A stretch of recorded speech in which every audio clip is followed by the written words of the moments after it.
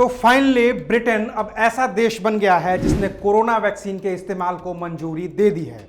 Britain में Pfizer और इसकी जर्मन पार्टनर बायोएनटेक की बनाई वैक्सीन को मंजूरी मिल गई है। अगले हफ्ते से इसका इस्तेमाल भी शुरू हो जाएगा। इसके लिए ब्रिटेन के अस्पतालों ने तैयारी कर ली है और इसकी पुष्टि खुद ब्रिटेन के हेल्थ सेक्रेटरी मैट हैंकॉक ने की है। यह वैक्सीन पहले किसको लगेगी, कैसे लगेगी, कितनी कीमत होगी, पैसे सरकार देगी या खुद से देना होगा, इन सारे सवालों का जवाब मिलेगा आज के बिन मांगा ज्ञान में।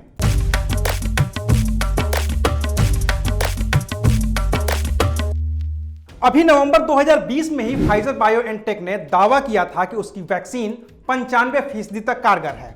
मैसेंजर आरएनए यानी कि mRNA पर बनी इस वैक्सीन के बारे में कंपनी ने क्लिनिकल ट्रायल डाटा के एनालिसिस के आधार पर इसके 95% सफल होने का दावा किया था। कंपनी के दावे की जांच की थी ब्रिटेन की regulator authority medicine and health care product regulatory agency ने।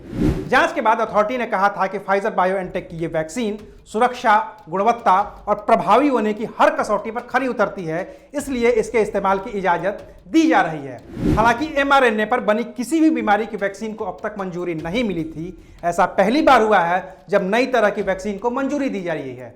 इसकी एक वजह तो यह भी है कि किसी वैक्सीन को बनाने में करीब 10 साल लग जाते हैं, लेकिन यह वैक्सीन 10 महीने के रिकॉर्ड समय में बनाई गई है।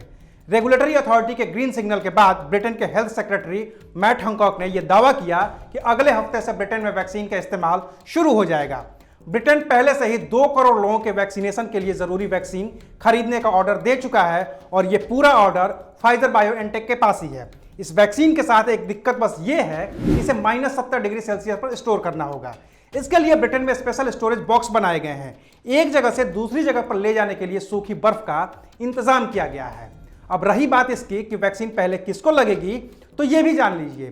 करीब 6.5 करोड़ की आबादी वाले ब्रिटेन ने फिलहाल 2 करोड़ लोगों के लिए वैक्सीन के डोज के ऑर्डर दिए हैं। अगले हफ्ते 8 लाख डोज आ जाएगी और जल्द ही वैक्सीन की 1 करोड़ डोज उपलब्ध हो जाएगी। तो सबसे पहले वैक्सीन उन लोगों को लगेगी जो फ्रंट लाइनर्स हैं, जैसे कि doctor, medical staff, police force, British army के जवान और वो लोग जिन्हें कोविड एक्सपोजर ज्यादा है। इसके बाद वैक्सीन उन लोगों को लगेगी जो 80 साल से ज्यादा उम्र के हैं। इसके बाद वैक्सीन 50 साल और उससे ज्यादा उम्र के उन लोगों को लगाई जाएगी जिन्हें मेडिकली दिक्कत है। इसके बाद 10 साल से कम उम्र के बच्चों को लगाई जाएगी और तब आखिर में बाकी लोगों को यह वैक्सीन लगाई जाएगी। वैक्सीन की 2 डोज होगी। एक डोज लगाने की 21 दिनों के बाद दूसरा डोज दिया जाएगा और तब वैक्सीनेशन की प्रोसेस पूरी होगी। ब्रिटेन के नेशनल हेल्थ सर्विस के चीफ एग्जीक्यूटिव हैं सर सिमोन स्टीवेंस।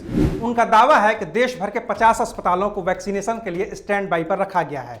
इस वैक्सीन की दोनों डोज की कीमत 2500 से 3000 रुपए के बीच हो सकती है, लेकिन अभी ब्रिटिश सरकार खुद से इस वैक्सीनेशन का खर्च उठाएगी और इसके लिए किसी को भी पैसे देने की जरूरत नहीं होगी। सरकारी एजेंसियां खुद से लोगों की पहचान करेंगी और फिर उन्हें वैक्सीन देंगी। इसकी वजह यह है कि ब्रिटेन में अब तक करीब 60,000 लोगों की मौत हो चुकी है और ब्रिटेन अब अपने और लोगों को इस महामारी की वजह से खोना नहीं चाहता है। उम्मीद है कि आने वाले दिनों में दुनिया के और देशों में और भारत में भी वैक्सीन उपलब्ध होगी और सबको फ्री में ही मिलेगी।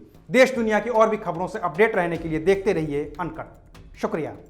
एबीपी न्यूज आपको रखे आगे।